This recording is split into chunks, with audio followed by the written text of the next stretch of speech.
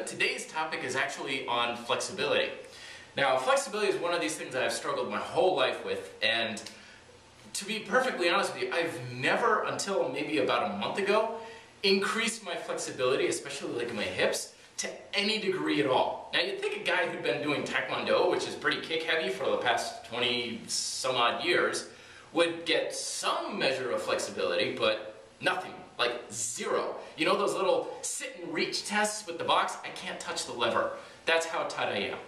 And I've done it all. I've done dynamic stretching, static stretching, PNF stretching, machines, partner assisted, straps, you name it, I've done it.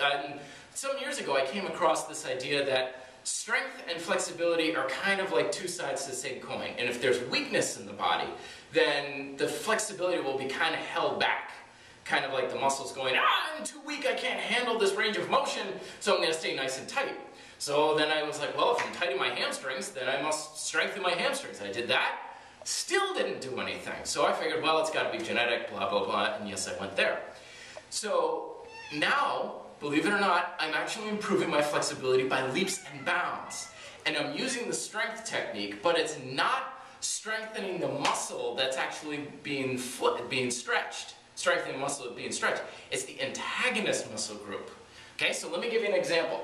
Instead of stretching and trying to get flexibility in the hamstring by like having the leg here and I'm like trying to reach and stretch, or having someone pull, what I'm doing is I'm working the muscles that would effectively be used with a motion that would require the hamstring flexibility. Now in Taekwondo, you know, we're like, okay, time to stretch out the hamstrings.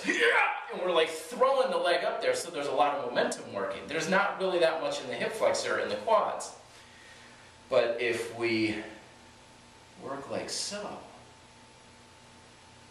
okay, quad is tight, toes are pulled back, pushing out with the heel, not getting very hard, but I'm getting a stretch in that hamstring. But at the same time, I'm strengthening the muscles that are responsible for the stretch to happen. Okay, other side.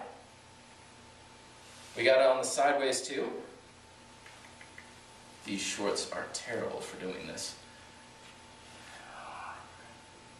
Coming up nice and easy. I'm weightlifting with my own leg.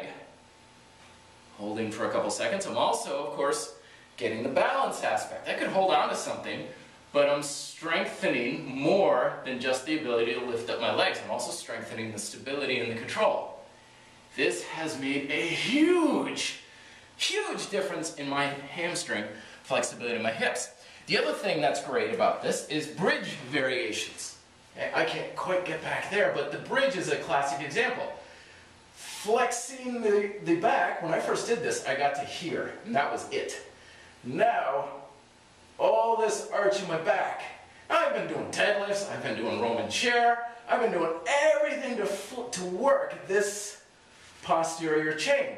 But nothing was working those muscles and stretching the flexibility in the opposite direction. Now I've got both, and my spine and my posterior chain have never been stronger. Sometimes I'll take a sample. A little lighter than this. Right against the hips. Push up.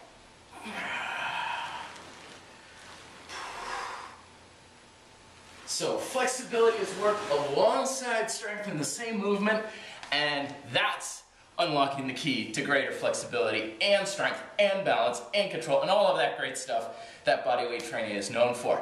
Let me know if you have any other ideas on this one down below. Till then, be fit, live free.